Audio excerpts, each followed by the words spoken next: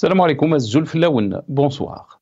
Le groupe d'action financière GAFI a annoncé vendredi le 25 octobre avoir ajouté l'Algérie à sa liste grise. L'organisation de lutte contre le blanchiment a en revanche enlevé le Sénégal de cette liste de surveillance renforcée à l'issue d'une réunion plénière tenue à Paris cette semaine.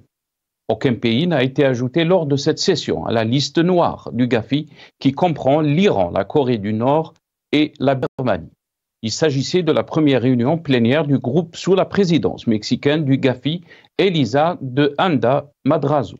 Des délégués représentant plus de 200 membres du réseau mondial et des organisations ayant le statut d'observateur dans le Fonds monétaire international.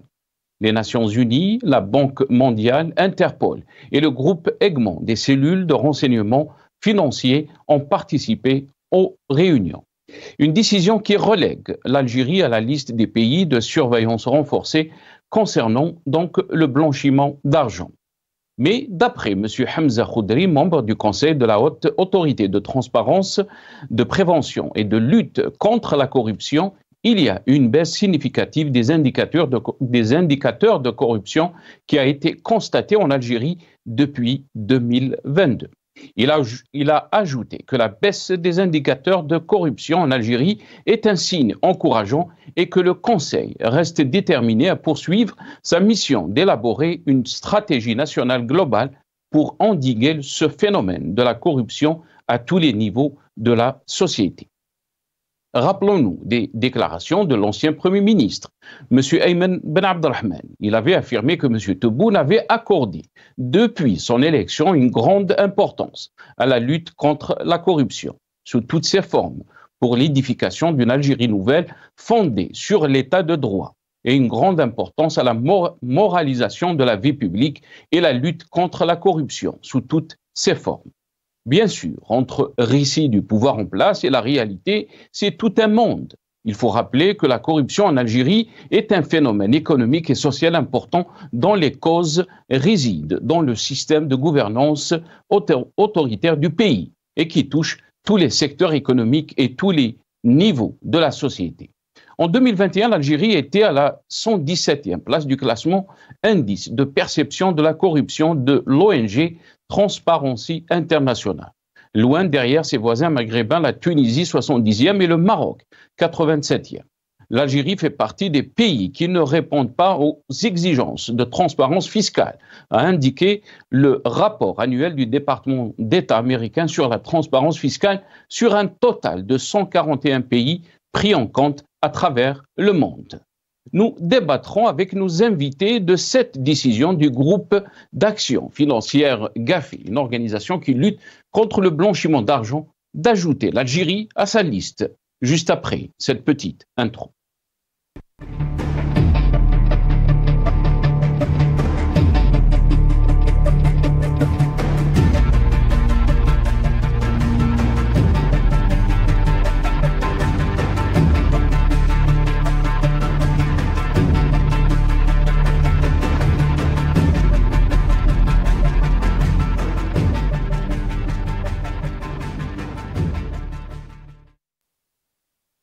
Blanchiment d'argent, le GAFI ajoute l'Algérie à sa liste grise.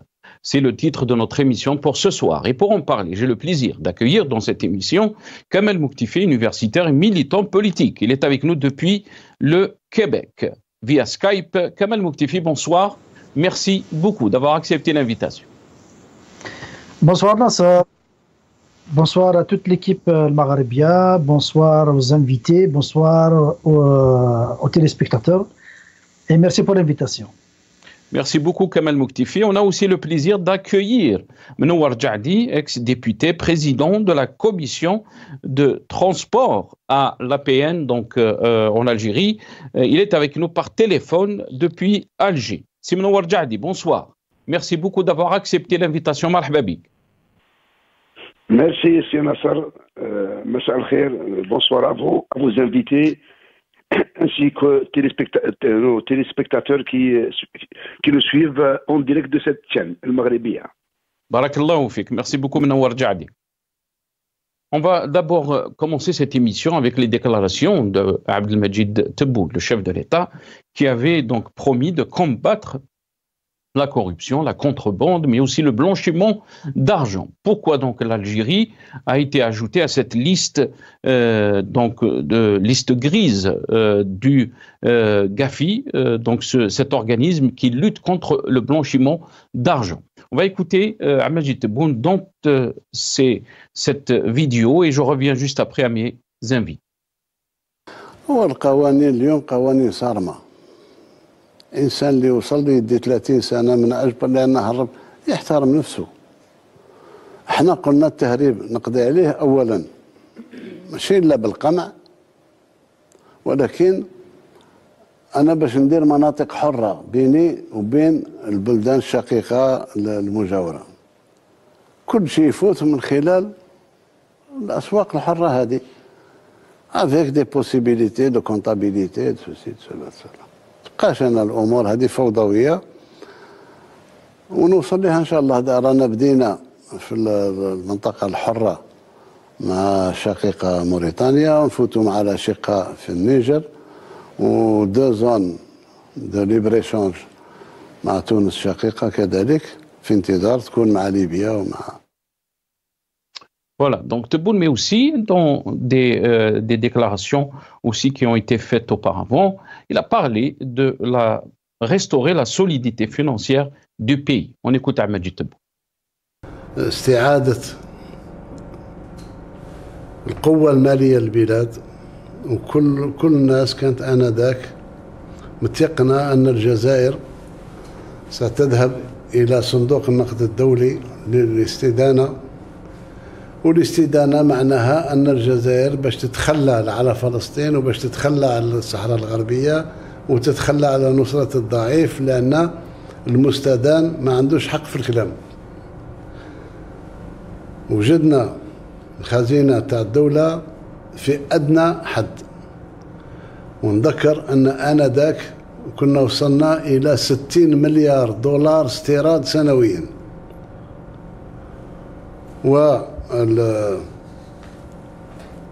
ما كان عندنا إلا 47 مليار، يعني باش نمشوا بها سنة 2020. وكل الناس كانت تتكهننا خلال سنة 2020 أقصاها بداية 21 نمشوا، ما مشيناش ودخلنا في سياسة نقدية ذاتية اللي خلات البلاد تسترجع الصحة نتاعها من ناحية العملة الصعبة، والحمد لله عوض ما تقلص زادت بدون ما نخلي المواطن يشعر بأي نقص في أي مادة من المواد. Kamal Mouktefi, donc comment peut-on lire cette annonce qui a été faite par GAFI, le groupe d'action financière, qui est une organisation qui lutte contre le blanchiment d'argent, qui a ajouté donc l'Algérie à sa liste grise? Quelle lecture peut-on faire, Kamal Mouktefi? La lecture est simple. Ce groupe d'action financière qui a été créé en 1989 par le groupe de G7 a été créé soi-disant pour contrôler la fuite des capitaux, donc contrôler les flux d'argent qui circulent en dehors des circuits banquiers réguliers. Donc, et parce qu'il y a les pays du G7, ils souffrent un peu du manque à gagner en termes d'impôts, en termes de dividendes que devraient payer les détenteurs de ces capitaux. Donc, ils ont d'abord pensé à leurs intérêts, et la France, les États-Unis, le Canada, les autres pays riches et tout ça vivent ce problème réellement, parce qu'il y a beaucoup d'hommes d'affaires de ces pays qui jouent avec l'argent hors du circuit traditionnel et contrôlé par les États. Donc ils ont créé ce groupe pour justement contrôler cet argent. Il est venu par la suite 2001, où l'action des terroristes financés par des capitaux incontrôlables donc est venu renforcer encore le contrôle de la circulation des capitaux pour éviter le financement des groupes terroristes.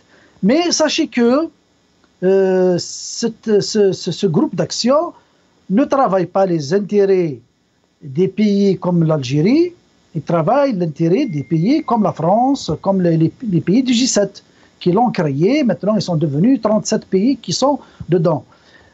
Parce que sinon, comment expliquer la fuite des capitaux qui vont d'Alger vers la France, tant que ça ne menace pas l'intérêt de la France, ça ne menace pas l'intérêt sur le plan sécuritaire, on laisse rentrer des sommes d'argent comme ils veulent. Venez ramener votre argent dans des mallettes ou par voie, n'importe quelle voie, mais l'essentiel qu'il faut que votre argent est rentré dans le sol, dans les banques, même pas dans les banques.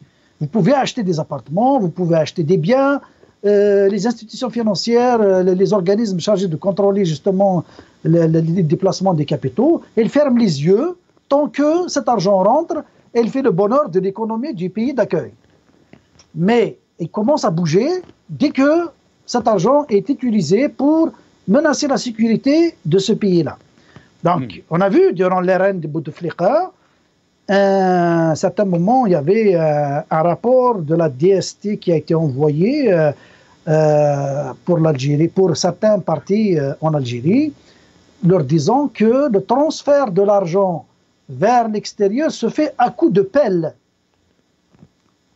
Pour dire que il y a eu beaucoup d'argent qui ont été transférés par des dignitaires du système, qui étaient en poste de ministre ou en poste de pouvoir, ils ont un pouvoir d'influence, donc ils avaient accès au circuit de corruption, donc ils ont transféré de l'argent et nous les avons vus. Ils ont acheté des appartements, des biens dans les quartiers les plus chics à Paris. Là, je parle juste de Paris, sans parler de Londres, de l'Allemagne, des États-Unis. Donc il y a eu, sans parler de Dubaï, mais Dubaï échappe à ce circuit de la Gafi. Donc voilà un peu tout ça. La France a fermé les yeux, n'a pas parlé de fuite de capitaux, n'a pas empêché que l'argent volé aux Algériens soit arrivé en France pour justement faire le bonheur de son économie. Donc c'est pour ça, pour dire que ce Gafi-là n'est pas là pour lutter pour l'intérêt des pays d'où l'argent fuite, d'où les capitaux fuitent. Donc, ne fait pas le bonheur des Algériens, mais elle n'a pas à le faire d'ailleurs. Normalement, dans leur politique, c'est ça, c'est de protéger la fuite, donc la circulation des capitaux, qu'elles viennent d'Algérie ou qu'elles viennent des États-Unis. Normalement, c'est ça. Vu que nous avons un organisme des Nations Unies qui siège, nous avons la Banque mondiale, le FMI qui siège dans... Normalement, entre guillemets, normalement, on protège et les pays d'accueil et les pays d'où viennent ces capitaux-là. Mais ce n'est pas le cas. C'est ce qui fait que moi, je ne fais pas confiance à ce genre d'organisme. Ça ne m'intéresse pas de savoir ce qu'ils disent, ce qu'ils classent, est-ce que l'Algérie est classée ou ajouter une liste. Ça ne m'intéresse pas parce que ça ne va pas apporter quelque chose à l'Algérie en dehors du fait que ça va enrichir l'opinion nationale algérienne pour dire que c'est vrai, il y a fuite de capitaux de l'Algérie vers l'extérieur, il y a blanchiment d'argent. Ça, c'est un indice qui témoigne qu'il y a blanchiment d'argent, il y a fuite de capitaux. Maintenant, dans les circonstances actuelles, dans la guerre géopolitique, qu'on utilise le Gafi pour faire pression sur le gouvernement algérien, et nous avons vu l'évolution des relations, des conflits, des remous qu'il y avait sur le plan diplomatique entre la France et l'Algérie, on peut s'attendre à ce genre de sorties, de classements, de trucs. Mais restons vigilants. Nous sommes intéressés de savoir, nous sommes intéressés de savoir ce qui se passe, ce qui se fait dans notre pays. Ça nous informe, mais pas plus que ça. Pas plus que ça, puisque la confiance en ces organismes internationaux, elle est rompue. Nous avons vu ce genre d'organismes qui ne travaillent pas les intérêts des pays qui ont besoin d'être protégés. L'exemple de la Palestine. L'ONU n'arrive même pas à stopper le génocide en Palestine, même ailleurs, en Liban. Donc, ce genre d'organismes internationaux, intergouvernementaux, n'ont plus de crédibilité. En dehors, je te dis, du simple information qui nourrit l'opinion nationale, la confiance, elle est rompue. Voilà, merci. Très bien. Reste avec nous, Kamal Mouktefi. Mnowar Djadi, quand on voit cette décision d'ajouter donc l'Algérie à la liste grise de cet organisme de groupe d'action financière, un organisme où on trouve aussi beaucoup d'organisations comme la Banque mondiale, mais aussi l'Interpol, les Nations Unies, le Fonds monétaire international. Et on a vu Al-Majid Tebboune témoigner et dire que la Banque mondiale a donné, donc, si on peut dire, des indicateurs verts par rapport à l'économie algérienne. Quand on voit cette décision, est-ce que ce n'est pas un échec de la politique de Al-Majid Tebboune, surtout Al-Majid Tebboune qui a fait de la lutte contre la corruption et le blanchiment d'argent son fer de lance, Mnowar Djadi. Merci, Sinassar. Et merci de m'avoir donné cette occasion d'éclaircir certains points. Nous assistons ces derniers temps et nous observons une campagne destructrice contre l'Algérie. Et avec des preuves, tout à l'heure je vais vous donner des preuves. Et avant que j'entame ces preuves-là, je dis que l'Algérie, tout d'abord, il parlait de la transparence sur la comptabilité publique. Et le FMI, la Banque mondiale et l'ONU connaissent bien que l'Algérie est en train d'appliquer les lois financières, la comptabilité publique inspirée des Nations Unies est appliquée à peu près à 98% de la planète. C'est soit la dissémination du PIB, soit les dépenses et les recettes conformes à toutes et répondent aux standards internationaux. Deuxièmement, l'Algérie, dans le cadre de la loi sur le blanchiment d'argent et le financement du terrorisme, l'Algérie était le premier pays à ratifier toutes les conventions, qu'elles soient arabes, africaines ou internationales, ou sous l'égide de l'ONU. La loi existait depuis 2005, la loi 0501 du 6 février 2005, et a été modifiée en 2023. Donc l'Algérie combattait seule le terrorisme. L'Algérie était seule à l'Assemblée générale des Nations Unies début des années 90 de déclarer, de tirer la sonnette d'alarme en ce qui concerne le financement du terrorisme. Ce n'est pas l'Algérie qui finançait le terrorisme international, c'était les États-Unis, c'est la France. C'est la France et les États-Unis à leur tête. C'est les Occidentaux qui ont commencé à financer Al-Qaïda. La bande du Sahel. Ce n'est pas l'Algérie, c'est les États-Unis. Maintenant, en ce qui concerne... quand on parle, l'organisme, il parle de blanchiment d'argent.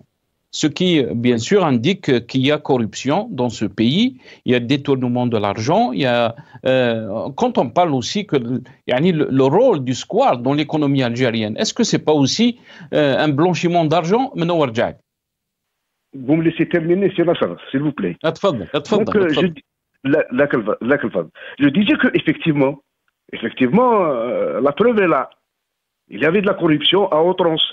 Il y avait du détournement de deniers publics. Effectivement, c'est vrai.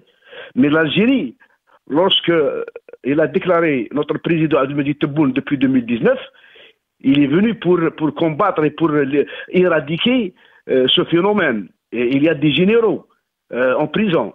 Donnez-moi un pays qui a fait plus de 40 officiers supérieurs de son armée en prison.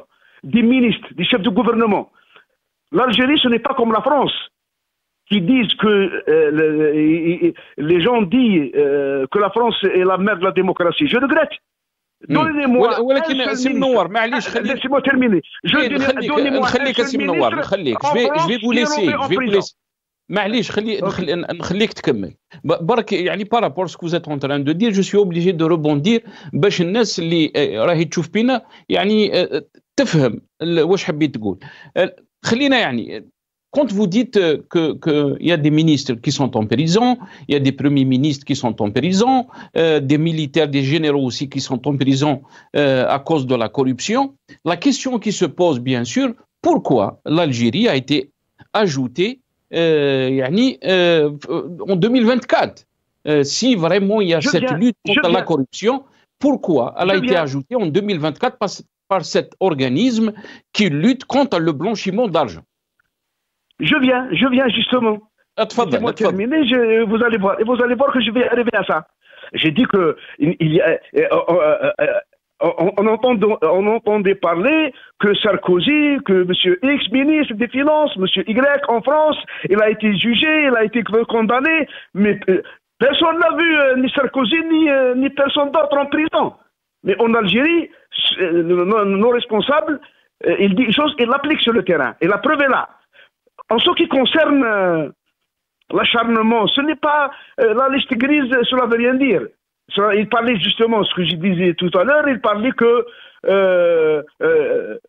tout d'abord, il y a un acharnement contre l'Algérie parce que l'Algérie commence à gêner certains pays occidentaux et à leur tête l'impérialisme, la République française. Le Sahel Intelligence. C'est un média franco-maroco-sioniste. Tu sais, si Nasser, le rédacteur en chef de ce média, c'est un ancien lieutenant-colonel de l'armée sioniste, Samuel Béchimoun. Il parlait justement dans ce domaine, dans cet article, la même mise de l'armée derrière l'inscription sur la liste grise du KV. Et il avance la force de l'armée sur les institutions civiles. Deuxièmement, je termine. Express parlait dans ce sens. C'est un journal électronique marocain. Et la chose qui m'étonne, c'est que il a publié un titre il y a deux ou 3 jours. Il disait que l'Algérie va plus loin dans sa folle course à l'armement. C'est Nasser. L'Algérie, pour l'exercice 2025, elle a prévu un budget de 25 milliards de dollars pour l'armée, pour la défense nationale. Les 25 milliards de dollars, ce chiffre dans l'absolu, cela ne veut rien dire. Mais si on compare par rapport au PIB de 279 milliards de 2025, on est à peine à 1,3%. Par contre, si nous regardons la défense, le montant de la défense marocaine prévu pour 2025, avec 13,5 milliards de dollars sur un PIB de 140 milliards de dollars, il dépasse de loin plutôt nous sommes خليني يعني احنا رانا نهضروا على يعني des problèmes qui concernent notre pays. On parle de l'Algérie. Maintenant chaque fois absolument, mais chaque fois qu'il y a un échec des politiques, يعني tout de suite on crie au loup, c'est la France, c'est le Maroc, c'est le sionisme.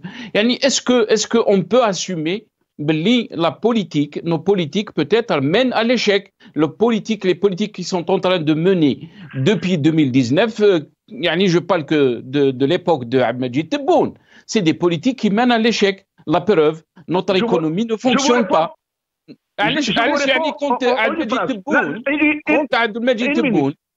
Les organismes qui sont dans cet organisme, quand on parle de la Banque mondiale, on parle des Nations Unies, on parle du Fonds monétaire international. Et pourtant, l'Algérie, elle est membre de ces organisations. Alors, si elle est ciblée, pourquoi elle ne quitte pas ces organismes? Ou à chaque fois qu'il y a un échec, on dit c'est la faute de l'autre. Et il y a des lobbies franco-sionistes, maroco-sionistes. Je réponds avec une phrase. Comment incriminer l'Algérie sur le thème, sur la liste grise, en ce qui concerne le blanchiment d'argent et le financement du terrorisme. Or, l'Algérie, elle ne produit pas et elle ne récolte pas et elle n'exporte pas des produits prohibés. Ni hashish, ni cocaïne. La Colombie, son budget annuel est 60% vient du cocaïne. Mais la Colombie, elle ne figure pas sur la liste grise de cet organisme. Le Maroc, il exporte au sud de tout le monde. Mais il n'est pas sur la liste grise de Sinasr. Et c'est ça j'arrête pas de vous le répéter, qu'on est en train de parler d'un problème qui concerne notre pays, l'Algérie. Je ne vois pas pourquoi vous nous menez chaque fois au Maroc, à la France. On parle de l'Algérie. Elle était très bien. Elle était très bien, et si vous me donnez du temps, je vais démontrer. On va faire intervenir Kamal Mouktefi. Je vous ai donné le temps parce que je ne sais pas pourquoi. On ne peut pas critiquer les politiques. On ne peut pas dire que certains politiques peuvent mener à l'échec. On a vu par exemple ce qu'on a entendu par rapport à la question du BRICS, alors que c'était un échec total. Kamal Mouktefi, vous avez entendu ce qu'il a dit, notre ami Mnowar Jahdi, c'est donc sa vision des choses, sa vision donc des politiques qui sont menées en Algérie, mais c'est un recul, c'est un échec de la politique d'Al-Majid Tebboune. Si on trouve l'Algérie après 2019, donc qui a été rajoutée donc à cette liste grise concernant donc le blanchiment d'argent. On sait très bien qu'en Algérie, il y a ce phénomène de corruption qui touche tous les secteurs du pays, mais aussi cet informel, l'économie informelle, avec le square. Kamal Mouktefi. Juste un premier point avant de commencer à répondre à vos questions. À chaque fois qu'il y a un problème qui est soulevé concernant l'Algérie dans la diplomatie sur la scène internationale, on pointe du doigt le Maroc et les pouvoirs sionistes et tout ça. C'est très facile de faire ça. C'est très facile de faire ça parce que ça démontre une faiblesse de l'État algérien, du pouvoir algérien, à se créer des alliés à l'extérieur de la zone méditerranéenne. Donc le problème de la diplomatie algérienne, elle fragilise l'État, elle fragilise l'image de notre pays à l'extérieur. Maintenant, si le Maroc arrive à faire bouger ses lobbies pour faire mal à l'Algérie, là c'est un aveu de faiblesse. C'est grave ce que dit votre invité, de dire toujours le malheur de l'Algérie vient de l'extérieur. Ça veut dire quoi ça? Ça veut dire que vous êtes faible, vous êtes fragile. Mais c'est ça les pays qui sont en conflit. Il y a toujours des coups bas et tout ça. Mais si vraiment le Maroc a réussi à classer l'Algérie dans la liste grise, chapeau, hein, il est fort. Chapeau, il est fort. Ça veut dire que le pouvoir qui est à Alger, c'est un pouvoir qui repose sur rien du tout. Ce sont des nullards, des moins que rien. Si vraiment votre invité assume cette idée-là, que c'est le Maroc et les sionistes qui sont derrière, ça veut dire que notre diplomatie, elle est nulle. On n'arrive pas à nous protéger. Si nous avons des lobbies qui nous soutiennent, on arriverait à empêcher qu'on soit sur la liste, justement. Mais malheureusement, selon l'idée de votre invité, nous n'avons pas la force du Maroc pour nous éviter d'être sur la liste. Maintenant, revenons à cette... Kamal Mouktefi, ce qu'il a dit Mnowar Jahdi, et je pense le comprendre, c'est que l'Algérie est visée parce que elle a des positions en faveur, par exemple, de la Palestine, mais aussi ses positions par rapport à la France. C'est pour ça qu'elle est visée, l'Algérie, par ces organismes. Oui, bien sûr qu'elle est visée. Elle est visée. Si on arrive à la faire classer dans une liste grise, si il y a des pays qui veulent du mal à l'Algérie, ils sont capables de le classer sur une liste grise. Donc ils sont capables de nous faire plus que ça. Ils sont capables de nous faire. Donc il ne faut pas pleurnicher pour le peuple algérien. Il ne faut pas produire des discours pour la consommation interne, pour dire que allez-y s'il vous plaît, soyez derrière M. Tebboune parce que nous avons des ennemis qui nous veulent du mal. Non, vous êtes un pouvoir. Vous dites que vous êtes élu démocratiquement. allez-y, si vous n'êtes pas capable de développer une force diplomatique à l'extérieur pour développer le pays, s'il vous plaît, dégagez le plancher, laissez l'alternance au pouvoir, laissez d'autres forces politiques accéder au pouvoir, créer une force diplomatique, créer une force économique qui va empêcher justement à ce que l'Algérie soit traînée dans la boue comme il se fait maintenant. Parce que si on dit... Tebboune, il avait déclaré auparavant que l'Algérie est une force de frappe, mais aussi que la mission de Tebboune depuis 2019, c'est de restaurer donc le prestige de l'État algérien. On va l'écouter, je reviens à vous juste après. الدولة انهارت ولا واحد بقات له السلطة نتاع الردع بالنسبة للمناكر اللي كانت توقع. شفتوا انتم بنفوسكم في بعض الأحيان شاب ولا غير شاب ولا إنسان يعني مش في حاله الطبيعي يوقفوا الشرطي يضرب الشرطي ولا يدهسوا بالطوموبيل ولا كذا، يعني حتى رموز دولة صبحت في نقطة الصفر. عبد المجيد تبون الدولة انهارت. Donc il a déclaré عبد المجيد تبون. كمال مكتفي. الدولة انهارت.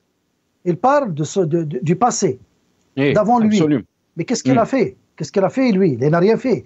Quand on montre l'image, on dit qu'il y a 40 cadres militaires, il y a encore des ministres, des anciens premiers ministres qui sont mis en prison. Ce que votre invité refuse de dire au peuple algérien, c'est que ces cadres de l'État militaire et civil ne sont pas en prison parce que c'est le résultat d'une politique de lutte contre la corruption, mais c'est le résultat d'une guerre des clans. Parce que qui dit que ceux qui sont au pouvoir actuellement, ils ont les mains propres? Pourquoi on ne laisse pas la justice faire son travail sans trop de pression téléphonique? Laisse-la. Qui dit que ces gens-là, ils sont propres? Si on laisse la justice travailler de manière indépendante, si on laisse la presse écrire sur les malversations qui s'exercent actuellement, on aurait découvert encore d'autres qui sont plus dangereux que ceux qui sont en prison. Mais malheureusement, ça, on ne peut pas l'admettre au peuple. Mais le peuple, il le sait. On ne peut pas mentir. On ne peut pas mentir parce que le peuple, il le sait. Ce discours-là, il a été servi durant la campagne électorale présidentielle. Et le peuple, qu'est-ce qu'il a dit? Il a dit « Faqou ala balna bikoum ». C'est pour ça qu'il est resté à 90%, à plus de 90%. Ils sont restés à la maison, ils n'ont pas été votés. C'est un démenti qu'ils ont donné au pouvoir. Donc, où est-ce qu'il est l'argent? Où est-ce qu'il est l'argent qu'on a promis de récupérer? Les capitaux? Rien, aucun centime n'est rentré dans la banque. Si vous dites qu'il y a un centime qui rentre dans la banque, récupéré de l'extérieur, moi je ne crois pas. Il faut laisser les journalistes faire leur enquête. Il faut laisser les journalistes d'investigation aller demander aux institutions qui ont reçu cet argent-là de voir où est-ce que réellement on a reçu les 20 milliards. Ces 20 milliards-là, quand Hassan Al-Qadi a dit qu'on ne les a pas reçus, il a payé de sa vie. Il est en train de payer de sa vie. On l'a cloué en prison pour 7 ans. C'est pour ça que c'est un pouvoir qui ment. On ne peut pas le croire. Donc, très bien. Quand on dit que nous sommes Qouwa Dhariba, Al-Qouwa Dhariba, elle doit justement prémunir le pays d'être classé dans une liste grise. Nous savons que l'Algérie subit la pression. Je l'ai dit dans ma première intervention. Je ne me réjouis pas le fait que l'Algérie est classée sur la liste grise parce que ça fait ternir la réputation de mon pays que je chéris à l'international. Mais arrêtons les mensonges. Voilà. Très bien, très bien. Restez avec nous, Kamal Muktefi. Mnowar Djadi, vous avez écouté Kamal Muktefi, arrêtez les mensonges. Bien sûr, il parle des responsables algériens, ceux qui sont à la tête des institutions ou de l'État. Puisqu'il a parlé de restituer l'argent volé, aucun débat, on ne sait pas qu'est-ce qui se passe. Est-ce que d'où vient cet argent? Est-ce combien donc on a récupéré le chiffre? On ne le connaît pas. On va écouter Ahmed Tebboune par rapport à cette question. بدينا في استرجاع الأموال المنهوبة واللي أنا ذاك تذكر رقم لما كنت وزير أول لفترة قصيرة جدا قبل أن أقال، كان يساوي حوالي 4500 مليار دينار اللي دفعتها البنوك المستثمرين كقروض، ولم نسترجع منها آنذاك إلا القليل. اليوم بدينا في استرجاع هذه القروض واسترجاع الممتلكات التي أنجزت بالقروض المنهوبة. اليوم رانا في 51 وحدة صناعية، زايد وحدات في الخارج، منهم أوتيل في إسبانيا، وشاكر للدولة الإسبانية تعاملها معنا اللي سمحت لنا باش نسترجع. كذلك وزارة العدل يعني حررت ما يقارب 285 إنابة قضائية في 32 دولة اللي شاكين فيها باللي فيه أموال الجزائريين راها في بنوكهم. إنابة هذه مست ما يقارب 755 حساب بنكي، ورانا مازال إجراءات. أنتم تعرفوا أن الإجراءات في الميدان البنكي ثقيلة جدا، ولكن عندنا الأمل وكل أمل باش نسترجع أموال الشعب إن شاء الله. Le problème, c'est qu'on ne peut ni vérifier, ni discuter ou débattre de ces chiffres qui ont été avancés par Abdelmajid Tebboune. Et dans ces déclarations aussi, Tebboune avait déclaré auparavant que début 2026, l'Algérie sera un pays émergent. On l'écoute.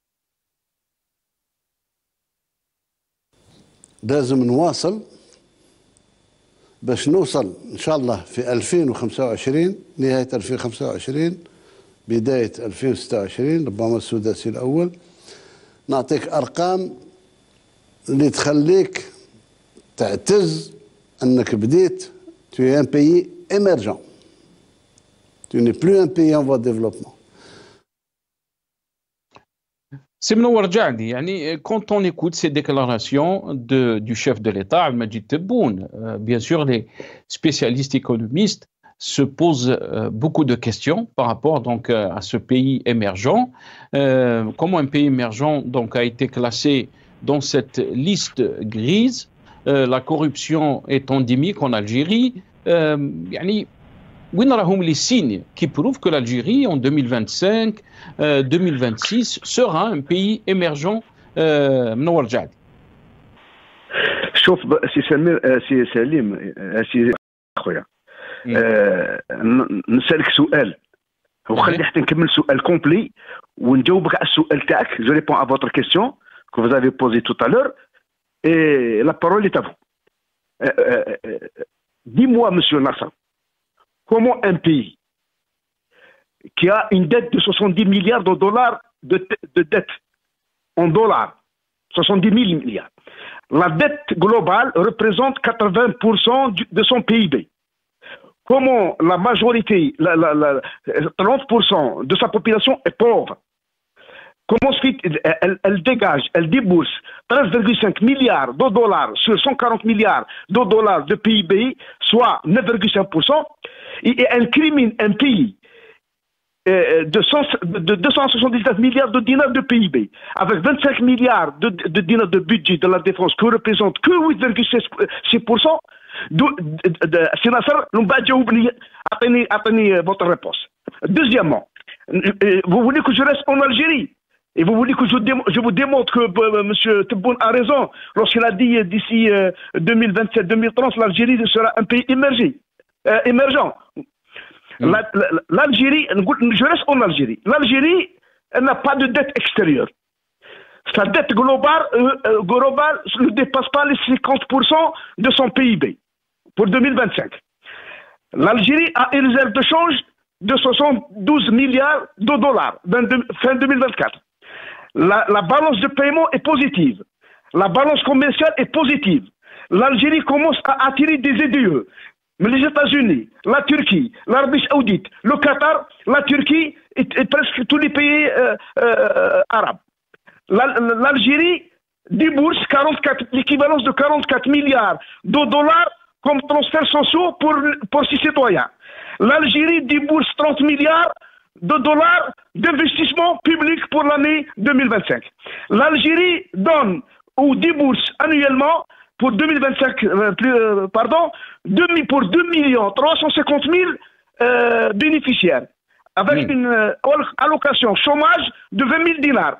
L'Algérie débourse 44 milliards de dollars, l'équivalent de 5 milliards de dinars de salaire budgétisé. سي منور مازال برك تقول لنا بلي الجزائر هي الامريكان سي لا بروميير بويسونس مونديال. Pourquoi les Algériens donc pourquoi les Algériens راهم يهربوا راهم يحرقوا في البوطي. Ils sont en train de quitter l'Algérie. Chaque Algérien est en train de chercher un visa pour partir. Chaque père de famille est en train de chercher des visas pour ses enfants pour les faire partir. Des médecins veulent partir. يخرج يقرا الشيء الاول يحوس عليه يحب يروح. يعني لو كانت الجزائر بالشيء كيفاش راك تقول انت ما كاش جزائري اللي يحب يخرج. Il y a aucun Algérien qui veut quitter son pays. Pourquoi vous n'acceptez pas la critique? Pourquoi vous n'acceptez pas la critique? Pourquoi vous êtes en train de dire que l'Algérie est un pays vous êtes en train de noircir le tableau de l'Algérie. Vous êtes tout le temps صحيت واش تحب نبارك الحراقه كيما راكم تهضروا سون با الحراقه كيما تاع المروك ولا تاع لي بيي افريكان. الالجيريان وانت ولقيت حراق يروح ب 150 مليون كيف حراق يروح ب 100 مليون. Il y a un phénomène, il y a un manque de main-d'œuvre au niveau de certaines catégories de jeunes au niveau de l'Europe, au niveau de la Suisse, au niveau de l'Allemagne et en France. Et ces gouvernements ils sont en train de former certains clans, certains groupes de mafia qui attirent ces jeunes pour qu'ils travaillent dans leur pays gratuitement sans une convention avec intergouvernementale.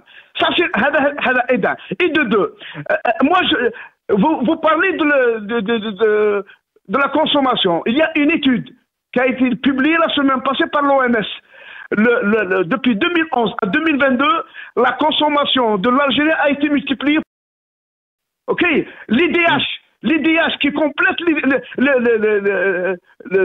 comment dirais-je qui reflète la réalité d'un citoyen d'un pays. C'est l'IDH. L'Algérie est le meilleur en Afrique avec 0,748. Il y a des chiffres. Le PPA. Le PIB en PPA, en pouvoir, la parité du pouvoir d'achat est parmi les meilleurs après celui de l'Afrique du Sud, avec 14 500 $ par tête de pipe. L'Algérie possède plus de 40 universités. Je vous donne un chiffre sur les 47 millions d'habitants. Je vous donne un point de réflexion. Où je termine. Il y a des élections. Ok? Il y a des élections, on dit que l'Algérie a 24 millions. 24 millions d'inscrits sur les 47 millions d'habitants. C'est presque 50%. Allô? Très rapidement. C'est 50%. Par exemple, à la Tunisie a 11-12 millions. Le nombre d'inscrits a 9 millions. Cela veut dire quoi? Cela veut dire que l'Algérie, les 50% restants qui ne sont pas inscrits sur les listes électorales, leur âge est inférieur à 18 ans. C'est ça que et pourtant, si les Algériens étaient contents de la façon dont leur pays est géré, je pense qu'ils vont aller voter. On a vu dans la présidentielle, la dernière présidentielle, les Algériens ils ont boycotté cette élection parce qu'ils ne sont pas contents de la façon dont l'Algérie est gérée. Écoutez-moi, ne faites pas dire ce que je n'ai pas dit. J'ai dit que les 50% de la population ils sont âgés moins de 18 ans, ils n'ont pas le droit. القانون الجزائري يقول لك لازم تفصل 18 سنة. و18 سنة donc les 50% de la population, elle est âgée moins de 18 ans. Elle n'a pas encore l'âge de... Ça veut dire quoi? Cela veut dire de 0 à 18 ans, soit ils sont universitaires, soit ils sont au lycée, soit ils sont au CEM, soit ils sont dans les écoles primaires, soit dans les centres de CFPA. C'est même pas 1%, ou là, je dis que 0,01% qui fait une activité commerciale ou économique. Très bien. ابقى معنا سي منور جعدي. Kamel Mouktefi, Mnor Djahdi est en train de dire, vous êtes en train de noircir l'image de l'Algérie. L'Algérie va bien, l'Algérie est en train de progresser, non seulement dans le continent africain, économiquement, mais aussi socialement et à tous les niveaux, d'après Mnor Djahdi. Très rapidement, il ne me reste pas beaucoup de temps. Le seul Nassar qui a su et qui a réussi à jouer avec les chiffres et avec les statistiques, c'était Ouihia. C'était le génie du système. Il arrive à jouer avec les statistiques et les chiffres. Mais tous les autres, quand je les entends parler de chiffres, y compris M. Djahdi, je ris. Je ris vraiment parce qu'ils ne savent pas mentir avec les chiffres. À chaque fois qu'ils parlent, ils ne savent pas qu'il y a des experts qui les écoutent, qui rient d'eux, qui les prennent pour des clowns. Donc, il faut qu'ils fassent attention. Je demande juste à votre invité, en dehors de ce blabla-là qui nous a servi sur la table maintenant, les chiffres, les milliards et tout ça, qu'il nous dise juste c'est quoi le coût du panier d'épicerie de l'Algérien. Là, on va voir, est-ce qu'il y a un pouvoir d'achat qui permet à l'Algérien de vivre, est-ce que l'Algérien se sent bien, est-ce que les prix de consommation ont augmenté. Et l'Algérien ne cherche pas à manger uniquement. Moi, je travaille, je suis au Canada, j'ai le pouvoir d'achat, j'ai un très bon salaire, et je mange pas beaucoup, je mange pas bien, parce que je n'ai pas le temps de manger, je n'ai pas le temps pour manger, parce que j'ai pas le temps, parce que je fais autre chose, je vis, je m'intéresse même pas à ce que je mange. Des fois je mange un peu de pain, des fois je mange un peu de fromage, des fois un steak, des fois rien du tout, des fois c'est pas manger qui est le problème, c'est le bien-être social, c'est le bien-être dans sa peau, être bien dans sa peau. Même Slal, il a dit il a dit, c'est leur enfant du système, il a dit dans un parlement algérien, il a dit l'Algérien ne cherche pas à manger, il cherche à vivre heureux. À vivre heureux. Laissez l'Algérien vivre heureux. Vous ne le laissez pas. Il écrit un mot sur Facebook, vous le mettez en prison. C'est ça qui pose problème. Vous jouez avec les chiffres que vous ne maîtrisez même pas et ça fait de vous des guignols. Je vous assure, arrêtez de jouer avec les chiffres. Vous avez produit un seul dans le système qui joue, il réussit à jouer avec les chiffres. C'est Ouihia. Mais vous, s'il vous plaît, là, ne jouez pas avec les chiffres parce que vous vous ridiculisez. Sérieusement, vous vous ridiculisez. L'Algérien, il souffre. Laissez les chaînes de télévision faire le vox populi. Laissez les chaînes algériennes aller questionner les Algériens pour vous dire en face qu'est-ce qu'ils vivent. Mais on le voit, il y a des youtubeurs, il y a des gens qui le font sur les réseaux sociaux. Ils posent des questions aux Algériens. Ils disent ce qu'ils pensent. Allez-y, faites un tour, M. Djahdi. Faites un tour sur TikTok. Même le Maghrébien a été suspendu. Pardon? J'ai dit même le Maghrébien a été suspendu sur le satellite. Allez-y, faites un tour sur TikTok, même si vous êtes dépassé un peu par l'âge. Mais TikTok est un environnement de liberté d'expression. Écoutez vos jeunes, ils vont vous dire le contraire de ce que vous dites.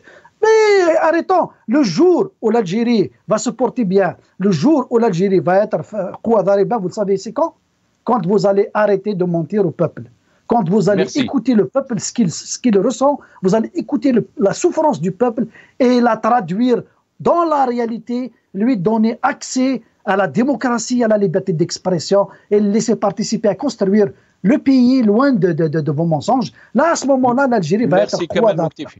Merci beaucoup Kamel Mouktefi. Merci, on est arrivé à la fin de cette émission. Merci à vous Kamel Mouktefi, universitaire et militant politique. Vous étiez avec nous depuis le Canada. Merci à Mnor Djahdi, ex-député, président de la commission de transport à l'APN. Il était avec nous depuis Alger. Merci à vous, chers téléspectateurs, d'avoir suivi cette émission. Ya'tikum saha.